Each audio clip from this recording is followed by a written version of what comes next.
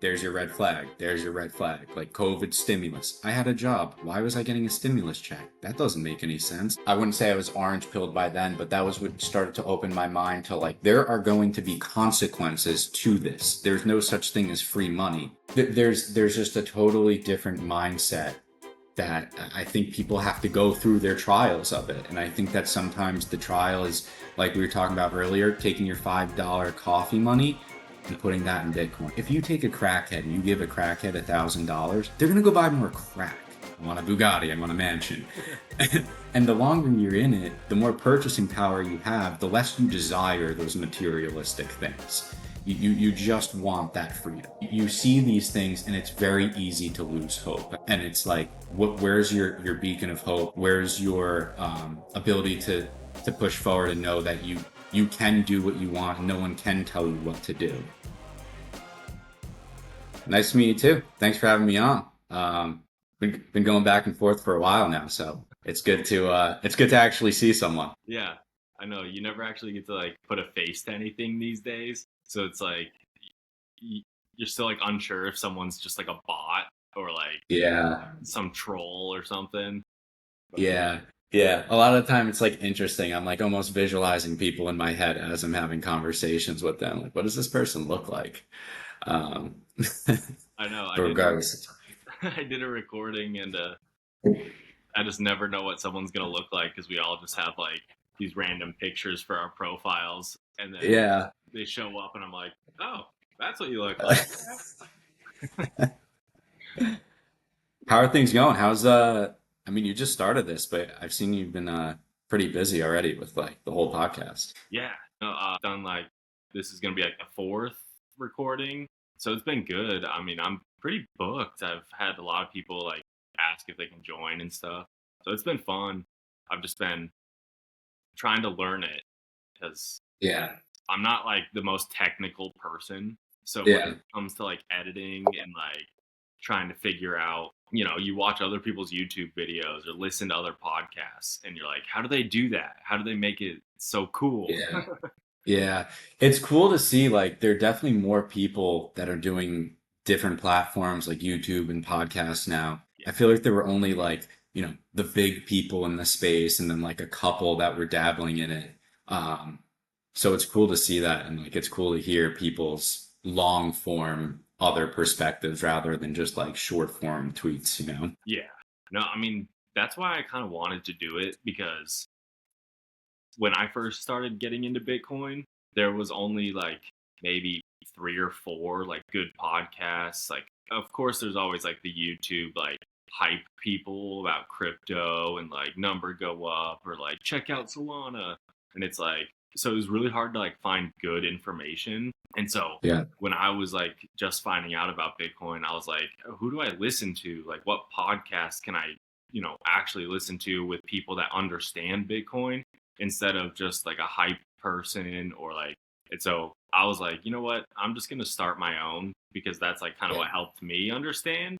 And I kind of like hearing people's backstories of what like orange pilled them. And so I was just like, you know what? There's always new topics in Bitcoin. It's not like it's going to go away. So I was like, that's fine with me. I mean, I feel the same way where it's like you kind of listen to some of the bigger accounts. You have like, big names and then big guests, and it's cool to see. Like, it definitely like hypes you up.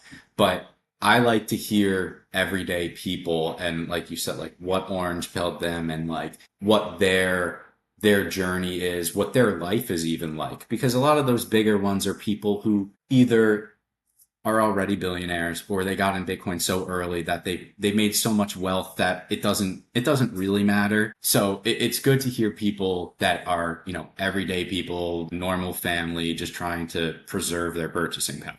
Yeah, no, for sure. Because when we first, I'll tell you a little bit about my backstory. When we first got into Bitcoin, we were broke. Like, and even though I got in like 2017, people assume that I'm just like rich. And I'm like, well, just because I was buying Bitcoin in 2017 doesn't mean I had 100 grand to just like blow on. Like I wasn't buying like 100 coins, you know what I mean? Like, and so everyday people who live paycheck to paycheck, and most of my life that's what I've done. I've Yeah. just, the paycheck comes in and you have your bills laid out, you pay all your bills, and you have this much left to, Yeah. until you get paid again. And if something unexpected happens, you're like, shit, that okay, I need new windshield wipers, I need to fix a tire, I need to, Yeah. you go to Costco and that's $300, and you're like, shit, there goes all my money. So when Yeah. I first got into Bitcoin, I was literally buying like $50 worth. And I think Bitcoin was at like 13,000 at the time. So I mean, hindsight, it's like, oh sweet, but that Yeah. was expensive to me.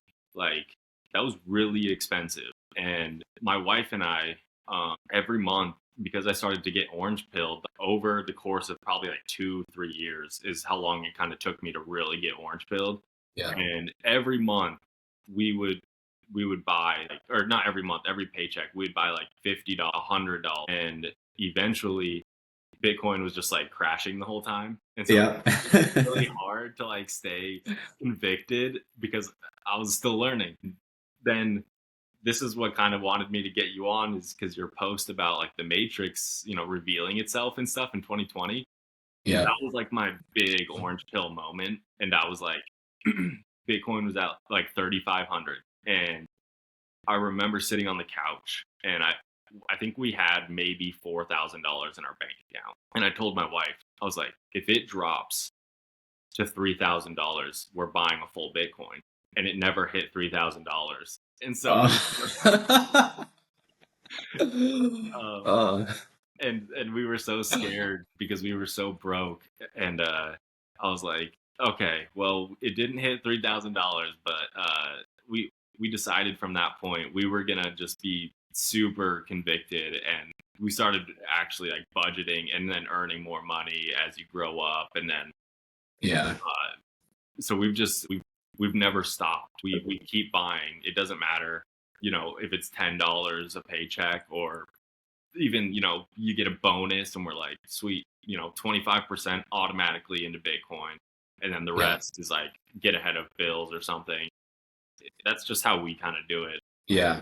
Yeah. I have almost kind of like a similar sort of, I didn't really get convicted until honestly, uh, when FTX and Celsius, when all that went down, that's when my conviction really started to grow. Because at that point, I was doing like Bitcoin, a little Ethereum, a little Solana, a little XRP.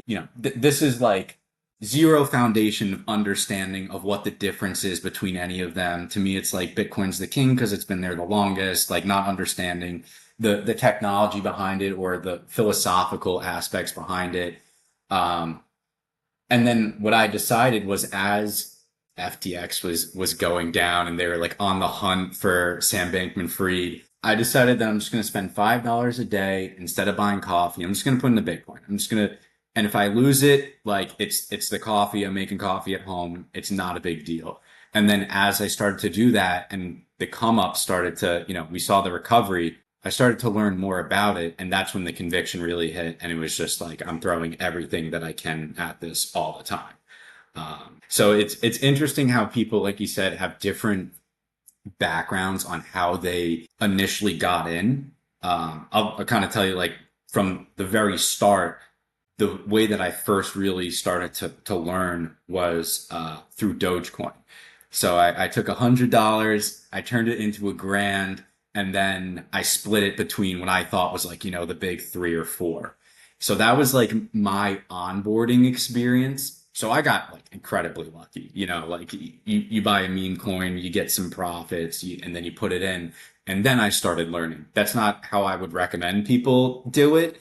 Um, but yeah, that was kind of like my experience of using a meme coin to get onboarded, and then I started to do my own research. So whenever I'm talking to people about Bitcoin or money in general, I kind of try to keep that in mind of like, if you tried to orange pill me, 5, 6 years ago, and you were telling me about um, debasement and fiat currency, like it would just completely go over my head. Like I just wouldn't even really I wouldn't think that it matters because it's normal. Inflation is normal in the minds of people that are existing within that system. So it would almost sound like you're just complaining. Like you're just complaining it's not fair. Um, so yeah, that was kind of my onboarding experience. Dude, I did the same thing, man. I outperformed you. I bought $300 worth of Dogecoin at one point, and it went and I sold it at 8 cents for $5,000. Yeah, I think I got in at like 4, 5, 6 cents or something like that. And by time it reached like 60 cents, I was completely out. And I was like selling a little along the way because at that time I was So I was selling to 20. you because Yeah, because I mean, I was like, that's so funny. go ahead. Oh, I was just gonna say because I bought it like 0.000 like 1 cent or something. Oh yeah, So it went to like 8 cents, and I was like, no way, like there's no way this yeah, thing's gonna keep going. It's dead. And so I yeah, sold, and then it went to 70 cents, and I was like, I could have made my salary if I had just held for like 3 months longer. yeah, I was like, yeah. oh. I it was like I started to sell along the way because I was just like this Doge thing. Like, I don't know, this just seems like a bunch of nonsense. Like Elon's going on SNL. But I held out a little bit because everybody was saying Doge to a dollar, Doge to a dollar. So I was like, I'll hold. And then eventually when I sold it all, I kind of recognized that I just got lucky and it was a small amount of money and I should just try to put it in something that's going to sustain. And that's kind of what really led me down the path. And it's funny you brought up that post. The more time that I take to study and learn, it's almost like I'm doing like a rear view mirror where I'm looking back at all these different events and understanding how they happen and why they happened.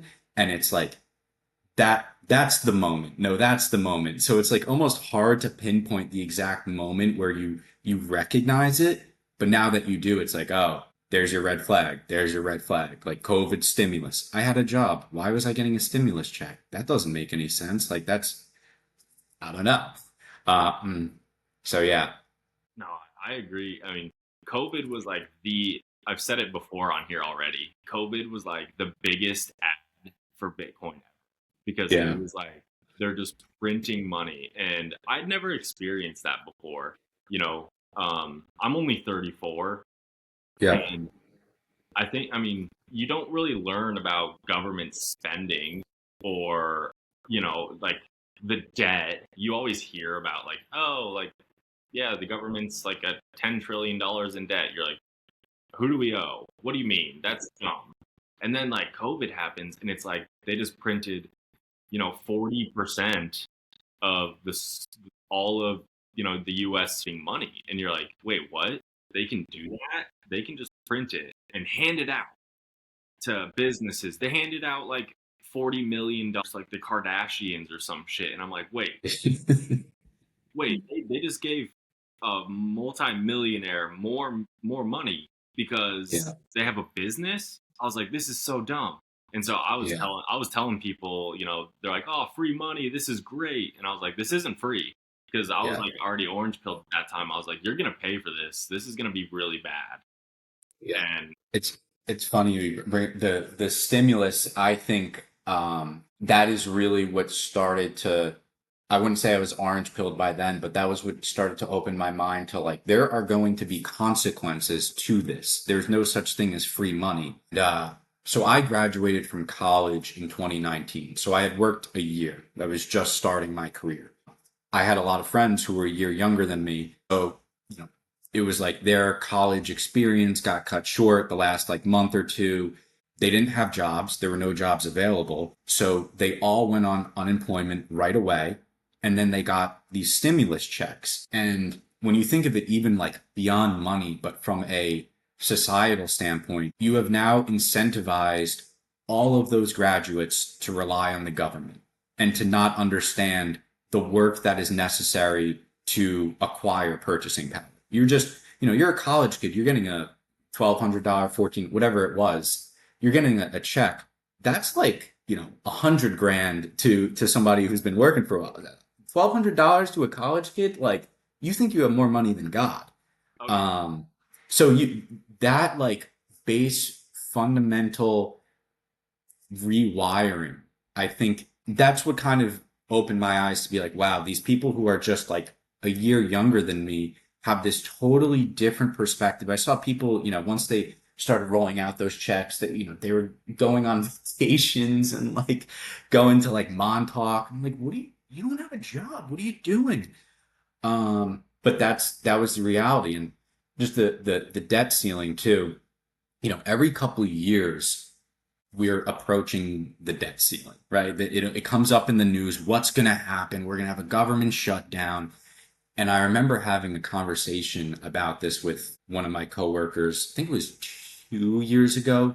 The last time that this was like kind of like full panic mode. And I was saying to her, what do you think is going to happen? The same thing that has happened every single time we've approached the debt ceiling. It just gets raised. It's not a real ceiling. They just print more money. That's it. Like it's just another way to set up panic in the market and to have this, another narrative to be talking about and to ultimately blame, the sitting president, to make it political, to shift what we should really be focusing on, instead of these kind of like, oh, it was Biden's fault, it was Trump's fault. Look how much he printed. Look how much he printed. It's like, if you look at Doge, I think they were trying to or they were trying to cut $1 trillion of expenses, and even that effort, it did nothing. If you look at the long line of debt, it had no impact. So as Lynn Alden said, it's there. Nothing stops this train. So. It's wild.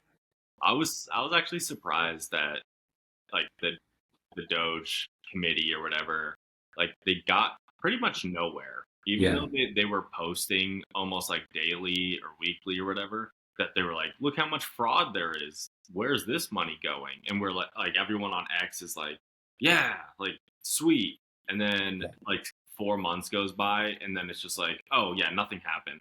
We're like, wait, what? So they literally just explained to you how much money is going to nothing. It's going to other people's pockets. It's going to, US aid or whatever. These NGOs that have no responsibility. They can spend their money however they want and it doesn't matter. And I'm like, I don't know how that doesn't make other people so mad, because I'm like, around that time I was paying taxes. That was tax season. April rolled around and I was like, I don't want to do this, because every dollar that I give them, I'm like, they're not held accountable for how they spend it, and they're all getting rich. And I'm over here giving them thousands of my dollars, and it was pissing me off. Yeah. I mean, it was like, I think that it woke up more people to the idea that, because I think that most people kind of inherently know that the government isn't effective, it isn't efficient, definitely. But I think it brought, at least for a little bit, to the forefront that the money that is being spent and printed isn't being put in the right places. But in a Bitcoiner's mind, we're thinking like, yeah, we need to slow down the debt because we're already accruing $1 trillion a year in interest. But all it really did was like kind of confirm, yeah, like there's a lot of fraud and waste and abuse, but like there's nothing we can actually really do to stop it. We could cut funds here and there, but like, what did we really do? What did we really accomplish? I don't know. I think the whole thing, that's a whole other conversation, was just like weird how Vivek just one day was like, I'm gone now. And everyone was like, was there a falling out? And the whole thing with Elon and Trump was weird. Yeah. So I don't know. I don't know what that was. The whole world has confused me over the past like year or so.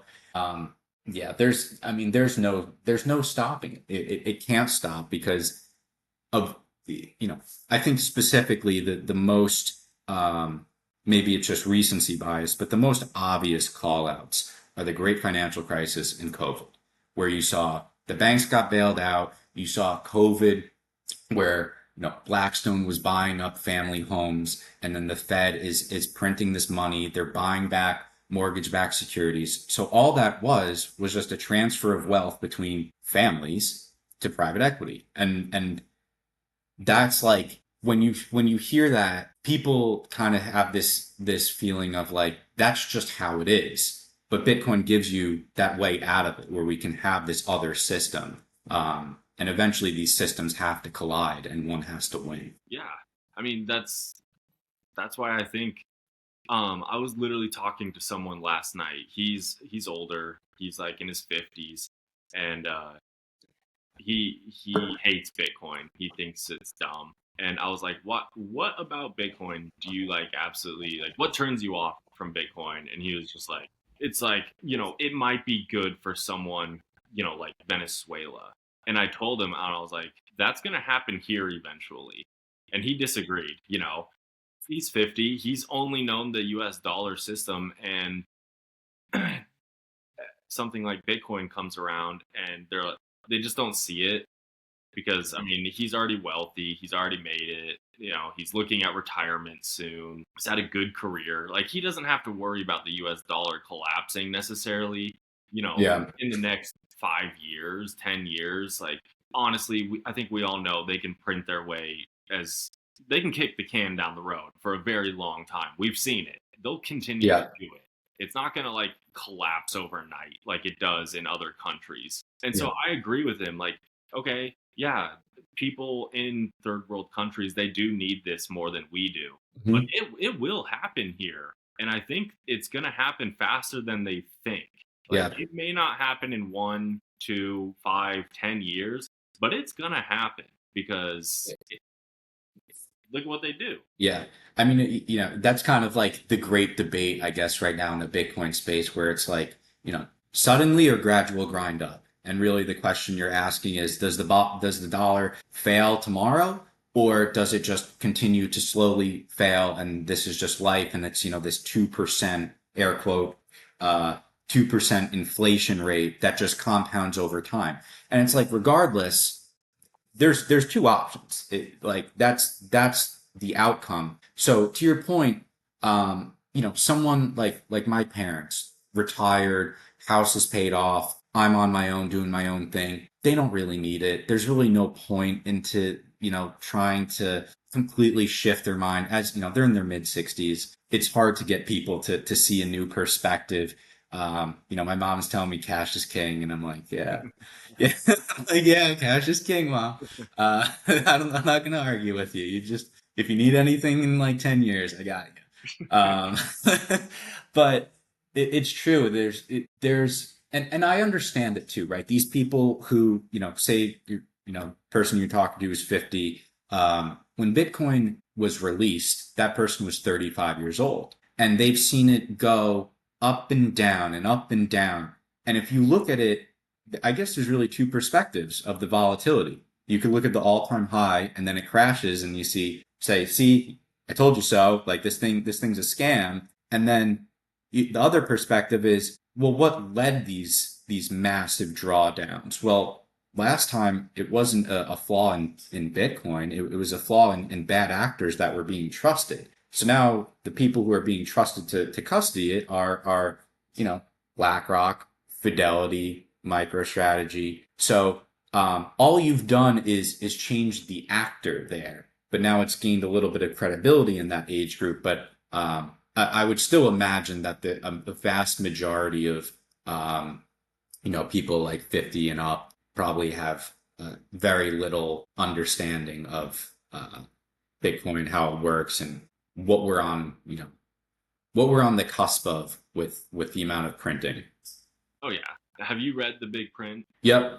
Um, Read the big print. So I actually put out a post the other day because I've almost read like all my Bitcoin like 101 books. I've read the Bitcoin Standard, the Big Print, The Price of Tomorrow, and right now I'm reading Broken Money. And I'm kind of at the point that I want to start reading a little bit of contrarian takes. I want to see what people who are like respected have, because let me finish that thought. The people who have like a contrarian take on Bitcoin, to really understand like where they're coming from, because I've gone back and tried to retrace my steps numerous times. I mean, I'm my whole net worth is Bitcoin or Bitcoin related products. So like I am constantly just going back and seeing like where's the flaw, like where could this go wrong, and I can't really see it as long as a Federal Reserve and fiat system exists, Bitcoin is going up. So, I know there are a lot of books out there. I think Roger Ver has a book out there, like Hijacking Bitcoin. There are a couple other books out there that are like kind of like this contrarian take. And I think that might be next up on my list to understand how these people have gone so far in the other direction. Yeah. Yeah. No, that's true. I've never read a book like that's anti-Bitcoin, I guess. I guess we don't Yeah. seem to like our confirmation bias, like Yeah. I want to read somebody.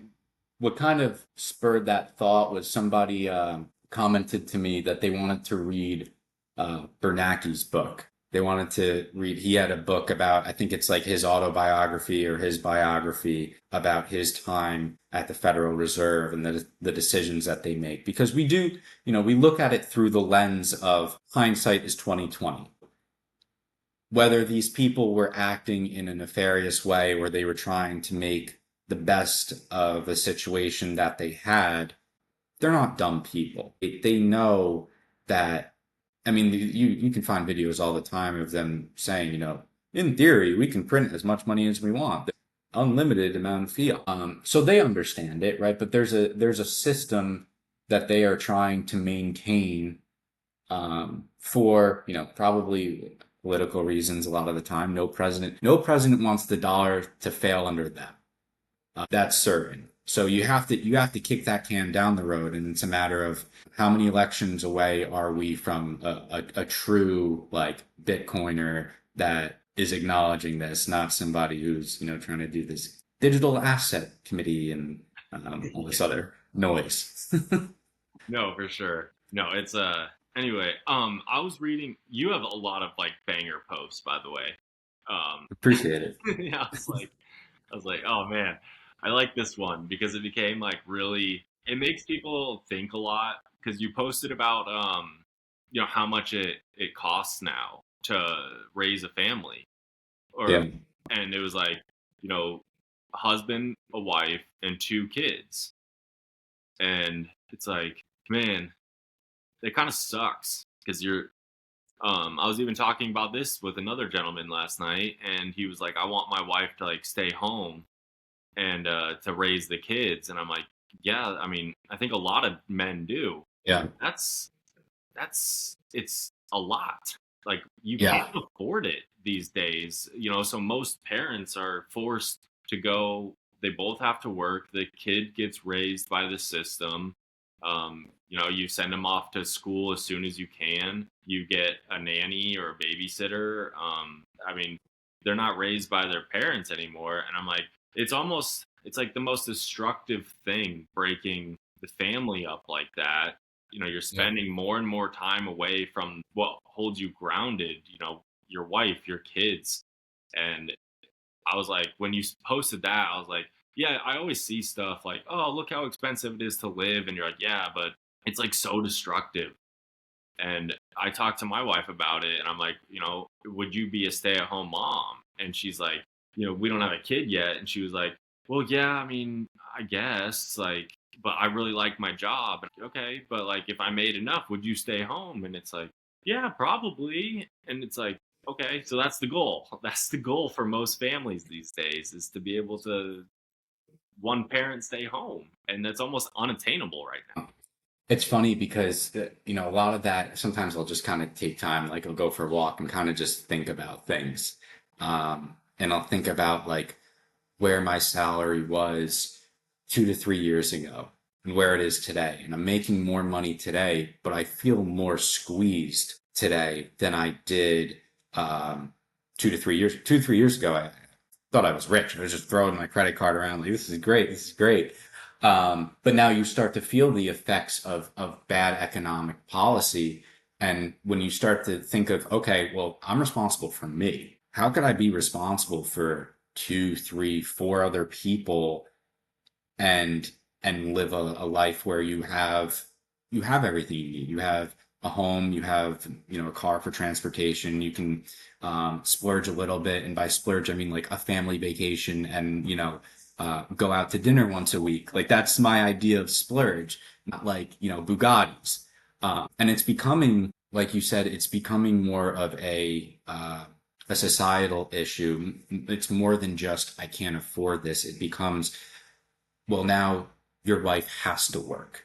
So now your child is being raised by someone that is not the mother and doesn't really have a vested interest in the future of that child. They're collecting a paycheck too. They're just making sure the kid doesn't, set the house on fire. That's their job. So, and then you put a kid in public school and same thing. It's like your kid just has to get a C to move on to the next grade. They have to get a certain grade in, the standardized test, and they have to not get in a fight, and then they're good to go. Like that's the parameters for it. Yeah, seriously. No, it's ridiculous. And So, that's one thing that kind of bugs me and I've been thinking a lot about is because even other politicians will still post about like UBI and mhm, CBDCs. And I think that's going to be like the next big thing. Like I because agree. we're going to come to a point where there's so much money printing and there's so much inflation that they're going to have to figure out a way to still like have people vote for them. And Yep. I swear it's always free money, right? It's always look what we can give you. And I just feel like that's the next step. I don't know. What do you think about UBI and stuff? No, I completely agree. It relates to the stimulus with COVID. People were conditioned that you can, and some people probably believe they should be getting money from the government. But where's the money coming from? It's coming from taxes or it's coming from money printing. I believe that is the next step. Um, and I believe that, and this kind of gets into AI a little bit, but it's, you're going to have this integration of AI in our everyday lives. I think that, 10, 20 years down the road, I think it is going to be dystopian compared to, what you probably grew up riding bikes and playing manhunt and playing tag and stuff. And, in, 10, 20 years, whatever it is, I think we're all going to have our own personal robot, whatever that robot looks like. It might not be the TV robot that you think about, but we'll probably have some sort of assistant. We already have it with Siri and Google Home. People have, so it's just the next step there. So where I'm going with that is I believe that people are going to become inherently more lazy. They're going to opt in for UBI, the masses, and that's going to be kind of uh, the bottom half of society that will live better in terms of access to things than the bottom half of society has ever lived before. But there's going to be restrictions. When you have UBI and this inevitable shift towards a digital world, well, then you get $200 for groceries and $15 of it can only go to meat. And then the rest of it has to go to, whatever. And that's where you get into this world where it's like, sure, I'm taking a leap right now, going like down that road, but that is that seems to be where we're going. Where there's going to be this UBI push, there's going to be these CBDCs, and then what you're doing is you're trusting the government to not restrict your spending. I don't trust them. No, no. If you still trust the government right now, I don't know where you've been, even like the last 4 years. But like, I don't know. Yeah. I don't understand how you still trust them. It blows my mind that I still have friends that like watch CNN as their main news source, and I'm like, I I thought we grew up the same way in the same town, and I thought we both kind of saw like you. They don't see it. I don't know. Yeah. I think I think that when these things happen, these bad things of a financial crisis, of a pandemic, you have these are inflection points where people either decide that they're tired of this and they want to take personal accountability and do something about it, Or somebody who says, well, the government had to bail out the banks because it had to keep the system running. And, I just have to, this is what it is. It is what it is. But it's like, this is not how it always was. This is not the system that is supposed to be. Um, yeah, so I think that I agree with you because I know people who, growing up, we had, very similar sort of background, grew up in the same neighborhood, upbringing, and just this total shift towards a lack of personal accountability, a lack of wanting to take care of the problem yourself, like man up a little bit, like acknowledge there's a problem and acknowledge that there is a solution, but you have to do something. No one's going to do it for you. Um, and it's sad to see that a lot of people opt in for having someone else taking care of their problems. Yeah, I mean, it's like that saying, like the tough times are created by like weak men, or weak men create tough times. Yeah. And then, I mean, that's exactly what it is. I ever since that kind of stuck in my head, I'm like, you can almost see it every day, like playing out. You're like, there's so many weak people that just fall in line to whatever they're told, Yeah. and it's like there's no accountability. It's like, I'm poor, like help me. And it's like, well, what are you doing? Like, you spend $100 every Friday and Saturday night on drinks out, but like, where's the accountability for any of your actions? And I don't know, it blows my mind that like people haven't seen it, and that's why I honestly think Bitcoin will be like that saving grace. And if they don't see Bitcoin, they will get left behind, in my personal opinion. Yeah. And it's unfortunate, but that I think that's the way it's gonna be. Yeah. I agree. I mean, if you look at New York right now, um, you have a socialist, communist, whatever you want to call him, who is going to win that election. And it seems like by a landslide, like a I think he did. majority. Didn't he win? He won the primary. So he'll run against likely Cuomo. But he's gonna win. And it's like I'm originally from New Jersey. I know a lot of people who moved to New York, went to school in the tri-state area. So a lot of people, and I see all these people posting about it, like, yeah, like we got the system back. Like, you're not a rebel. You just fell for it. Like, you literally just fell for the ultimate trap. And for those people, it's like you should be required to live there for the next decade because it is going to be, you know that shift away from personal accountability and wanting to.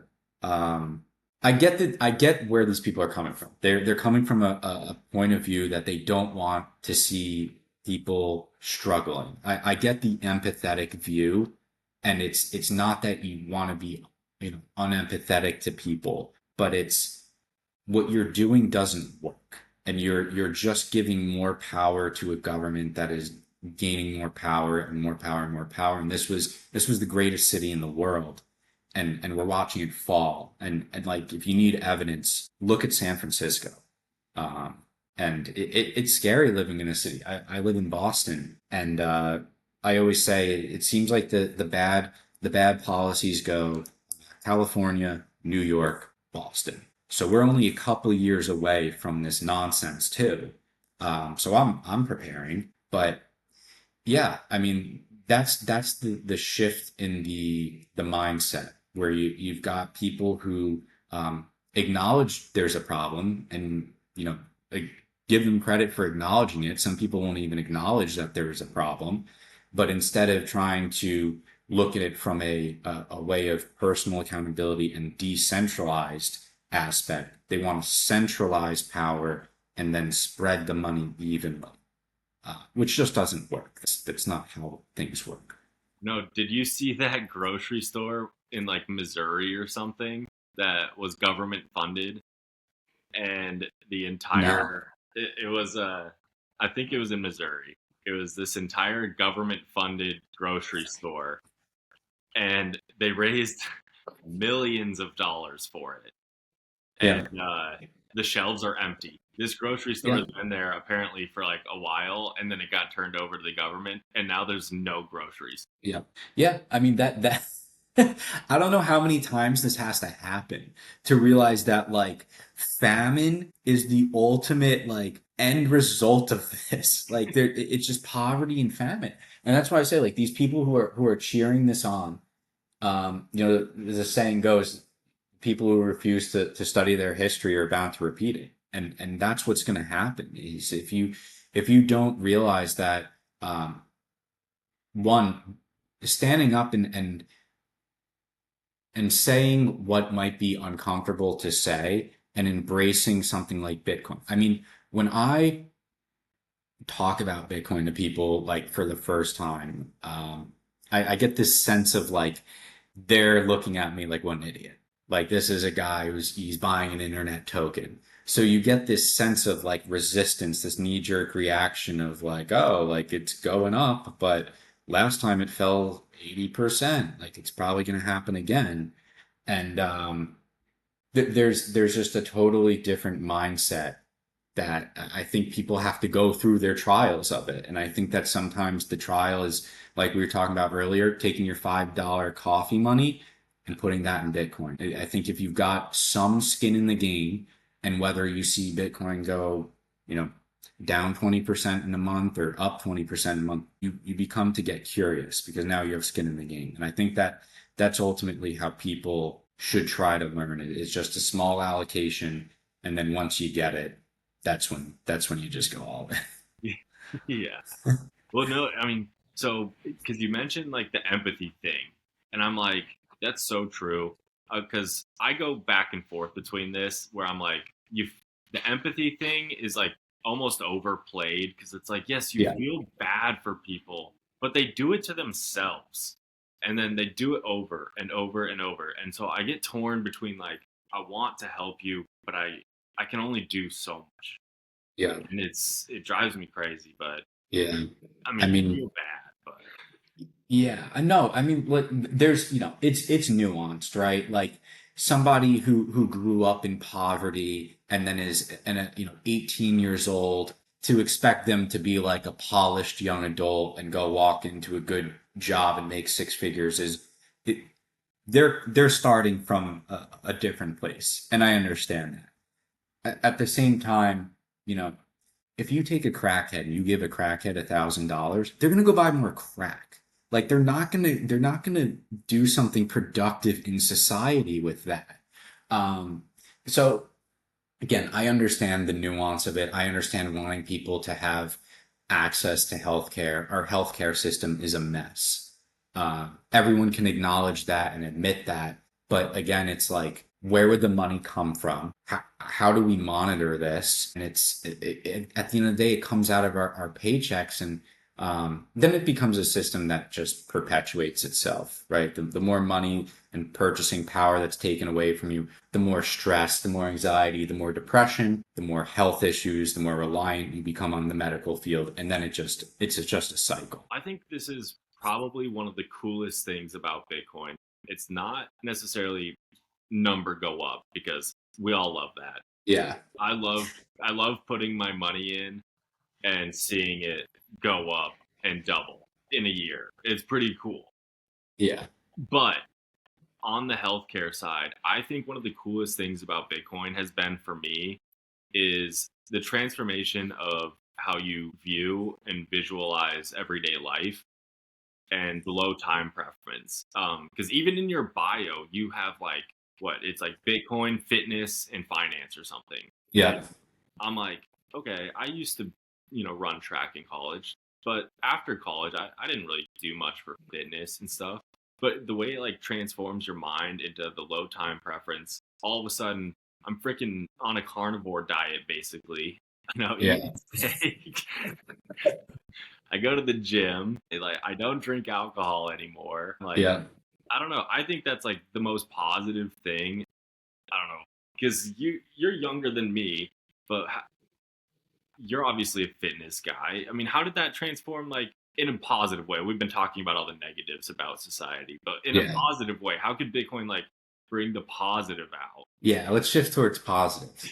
Um, so I think one, it's that proof of work. It teaches you that if you understand how this system works, that in order for anything that you want out of life, you have to put in work, and it's going to take time. Your results are a result. They are the delayed results of the work you've put in the past. So whether it's fitness, or your career or whatever it is, if you start today, you're going to see those results next quarter, 6 months, in a year from now.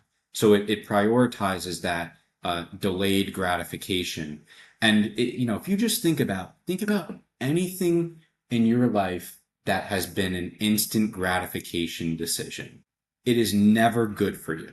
It is just never like a good thing. It's always something that is, and it's not. It doesn't always have to be something that is like horrible, but um, it's never something that you're proud of or something that you would tell your friends about.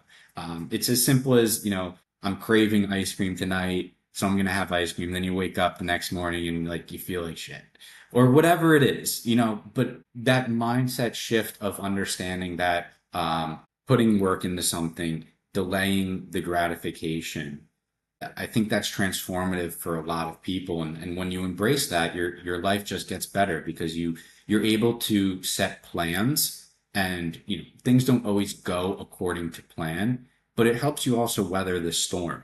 Because when you set your time preference, and if you use Bitcoin as the example, if you use a 4 or 5 year time preference, that means I'm ready for the storm. I'm ready for a 50, 60, 70% drawdown because I'm not planning to take any fiat profits on it anyway. So you're able to set a longer time horizon for your goals, and I think that is very beneficial for everyone. I think that everyone can benefit from that. Oh, 100%.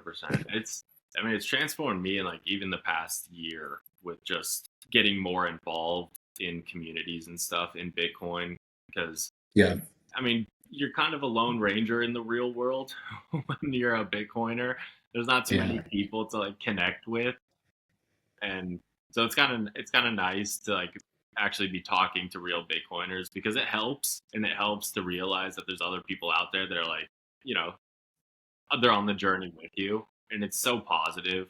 Like I love everything that's come from it. yeah. I mean, that's my favorite part about being on X is one, being able to connect with millions of people who see this problem that I see and embrace the same solution. Two, the access to the people that we have access to, just like some of the brightest minds in this space, being able to see their thoughts in real time, whether it's a blog post or an X post. I think that's extremely powerful. I don't really use any sort of social media anymore. I really just use X because it's where I get my news. It's where I also find that if you cut out the noise and you just scroll past the bickering and stuff, you find a lot of people who are focused on their fitness, their family, and their finances, and that's what people really just want. They want to be healthy, they want to have a family, and they want to be free. And it's like this just very core, innate desire that a very vast majority of people have. Where, and this is kind of, I guess, going in another direction, but the longer that you spend in Bitcoin, initially I bought it because number go up. I want a Bugatti, I want a mansion.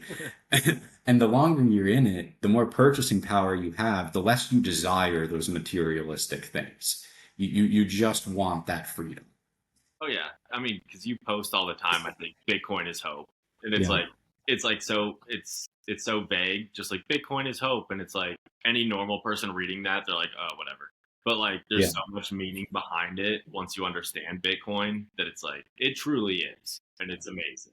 Yeah. And I think of it, I mean, it's my perspective as a 28-year-old who, um, financial crisis, I was, 11 years old. COVID, I was, 22, whatever it was, however old I was then, 22, 23.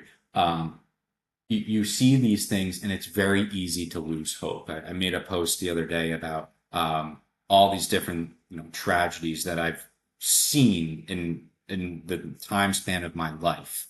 And I've seen it impact people, their families, people dying as a result of tragedy, suicide because of the financial crisis. And those are people who lost hope. They feel like there's no other way to go. There's no other route. So yeah, I mean, to your point, I think that Sailor coined that term, Bitcoin is hope. And it's, you see it all the time on the timeline of people throwing out analogies and stuff. And you do wonder, to our point earlier about being able to see each other, you wonder if people are just regurgitating a quote that they thought was cool, and they bought this Bitcoin thing, or they really thought about this and they thought about their own life. And it's like, yeah, I've 9/11 was like one of my first memories. 2008, my mom lost her job and had to take on three jobs. COVID, the whole world was shut down. We saw a complete restructuring of how we were socializing, the polarization in the world. And it's like, where's your beacon of hope? Where's your ability to push forward and know that you can do what you want. No one can tell you what to do. Yeah, these are just like, it's funny. A lot of my posts are just thoughts that run through my head. And then I put them out there and I'm like, people are either going to grill me for this or they're going to love it. I don't care. But like every once in a while I'll put something out. People are like, dude, that was stupid. Why'd you say that? It's like, I don't know. It's a thought. No, I do the same thing. But no, all right. I got to ask you though about a little price action we've had here. I do think more. I mean, more institutions are coming. It's Yeah. fun to watch. I love the volatility because it just like it's probably one of like the most entertaining things to shit post about. Um, Yeah. I mean, because we have, I mean, potentially, I mean, I know we have institutions. That's not going to stop anytime soon. But Yeah. there's, I mean, ETFs and SBR apparently is now up in the air. That could not happen again. They might steal Yeah. it from you. I don't know, whatever that was that Besson said the other day. Um, Yeah. but then I'm loving the price action because I'm like, dude, I mean, $124,000 for one Bitcoin is pretty cool. Like Yeah. that's a pretty big feat. Where Yeah. do you see the cycle going? How do you feel about like everything going on, like the energy? Just like I don't know. Yeah. I think that I was actually in a space yesterday with Josh Mandel had a space, and he was someone he's been in that world, the TradFi world. I believe he was at Salomon Brothers, and he was talking about kind of getting access to this capital, the real wealth, and like how that's not really in yet. He probably has a recording of it, and you should go listen to him articulate it because he can definitely articulate it in a much clearer way than I can. There is much more capital coming, and I don't think that we have really scraped the surface yet. I do think, we say that retail isn't in, but like the BlackRock Fidelity ETFs, that is retail. Like that, they're buying on behalf of retail. Bitcoiners who are holding in cold storage, that is retail. And then you have some corporations like Metaplanet, MicroStrategy who are buying, and then you have like El Salvador, um, who's buying on a nation state level. But I think that we're still very very early. At 124,000, I don't think we're overpriced. I'm not shocked by that number. I'm not like, ooh, this feels too hot right now. I think that the price action is going to change. I think that the kind of debate of are cycles over or not, cycles as we know them, I think are over. I don't think that we will see the 75% sell off that we saw or have historically seen. I think that the way life works in general is in cycles. So with a halving cycle of 4 years, right? Basically, it's a cut in the inflation rate. we'll probably see some sort of cycling. But I think that will be drawn down, and we'll just see a more consistent, as there's more capital, larger institutions in. I think we'll see a leveling off of kind of those returns. And I think that the 30 to 50% compound annual growth rate is probably the most realistic path forward. And you might have a different perspective of whether we, just shoot up one day. It'll really depend. But I just did a graph in one of my posts, and it showed in 10 years from now, if we had a 30% compound annual growth rate, that gets us to over $1 million. If it's 50%, it's $6 million. So I feel like people hear that and they think like, oh, 30 to 50%, that's like almost conservative. But it's like, no, that's just the long time frame of adoption of an innovative and disruptive technology. No, I think that's a good way to look at it. I would agree with that. And I agree with you. I think that like the main cycles I think are over. Like the huge, go up 1,000% or whatever, and then drop 80%. I think that's kind of done. Yeah. And then I don't know. I'm not like too worried about it, and I do think that a slower growth would be great for Yeah. people like you and me to still accumulate while we still can before people that get out of real estate. I mean, you have like the Cardone brothers now, like they're worth I don't know how many billions of dollars, and they're like, why are we holding this office building? Like they're already like selling real estate to get into Bitcoin. And I think that's Yeah. going to keep happening, more wealth. And there's only so many Bitcoin. I think that it is better for the average person that Bitcoin gradually grinds up. If Bitcoin shoots up dramatically, that probably means that the United States has sold all of its gold and put it into Bitcoin. That probably means that these large players are liquidating other assets and buying into Bitcoin, and they have more purchasing power. So when you see these institutions that are allowing their customers to buy Bitcoin, or you see nation states that are buying Bitcoin, no one's buying it on your behalf. They're buying it because they realize that there's whatever 300, 400 million people around the world that are opting into this system, and there's nothing that they can do about it. So the way that they can really beat them in this system is to try to acquire more of its power. So, I'm almost hopeful that we have a slow grind up because it allows us to acquire more. If we get that quick shoot up, yeah, it'd be cool to wake up and Bitcoin's at $1 million tomorrow. I don't want it at $1 million yet. I want to keep acquiring. No, I agree. Right on, man.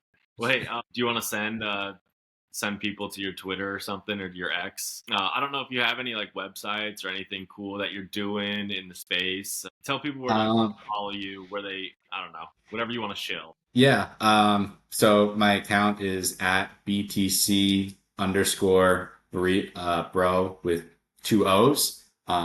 Don't follow the scammers. I will never ask you. It's funny. Somebody said to me the other day, like there are a couple of fake accounts. Like you made it. Like you have scammers trying to impersonate you now. I'm like, oh, that's great. Yeah, I don't really have anything to shill. I honestly I like to give my thoughts, and I like to get people's feedback. I really use X to just embrace the community, meet people like you, listen to people who have been doing this for a long time, different perspectives. I think it's a great place where you're able to hear everyone coming from a different line of logic, and then you could kind of make your own decisions on what you think is best. So yeah, give me a follow on X. I'll follow you back, but that's all I've got to shill. Right on.